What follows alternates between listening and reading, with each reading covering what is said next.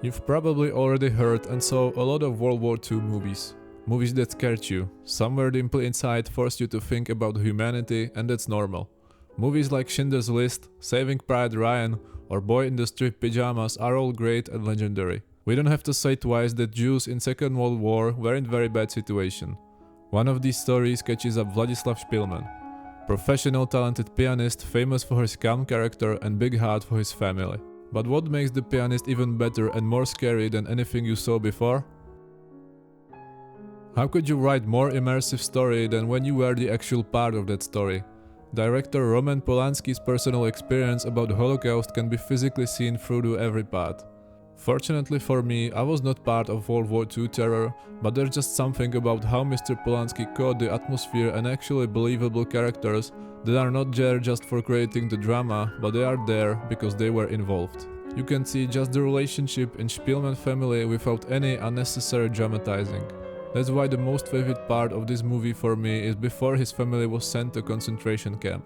There's so many good scenes I could show you here, but the one that really and physically scared me is when one day in July 1942, Vladislav family was having a dinner and this happens out of nowhere. Aufstehen! Du, aufstehen! Hoch! Werft ihn raus!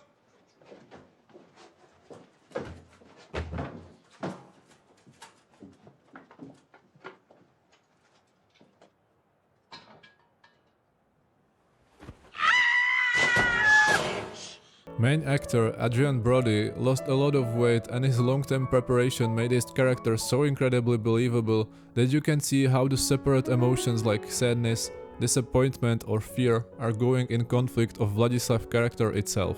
Because somewhere deeply inside, and you can see part of it in the beginning of this story, that he is very positive and hopeful person, especially in his small talks with Dorota, but these emotions are incompatible in 1940s Warsaw.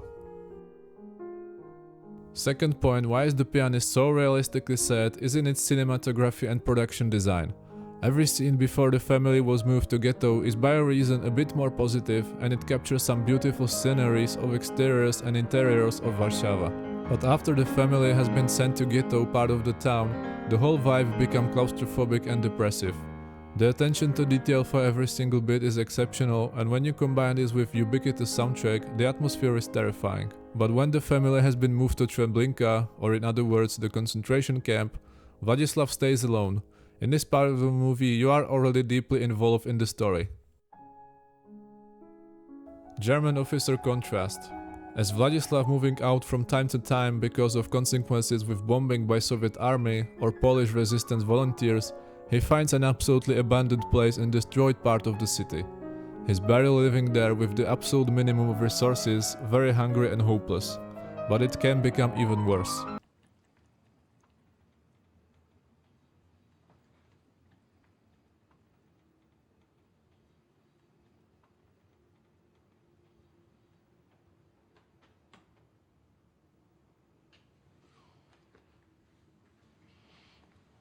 This scene is peak from this film. Watching tired Vladislav when he thinks he's dead and meeting with a German soldier is maybe a little bit cliché plot, but as I try to find if this part of the film is fictional or true, is it really true moment?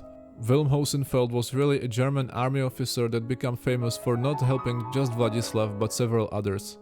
Good thing to point out that he joined a Nazi party a long time ago before this happened, but he was a Wehrmacht captain. Anyway, his short relationship with Vladislav showed that he was with some humanity inside a sympathetic character. I just like that the director Mr. Polanski didn't show him as a nice person or he didn't try to glorify him somehow, but as with every other character in this film, he just felt real.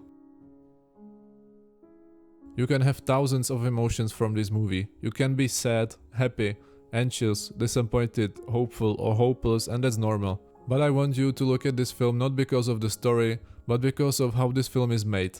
I have to quote a ChatGPT now because it has taken the words out of my mouth. The Pianist stands out as an incredible achievement in filmmaking, blending art, history, and emotional storytelling in a way that it makes both cinematic masterpiece and historical document.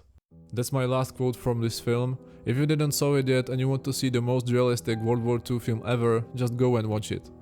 That's gonna be all from this video, hope you enjoyed it and tell me if you would like to see more movie content. Bye.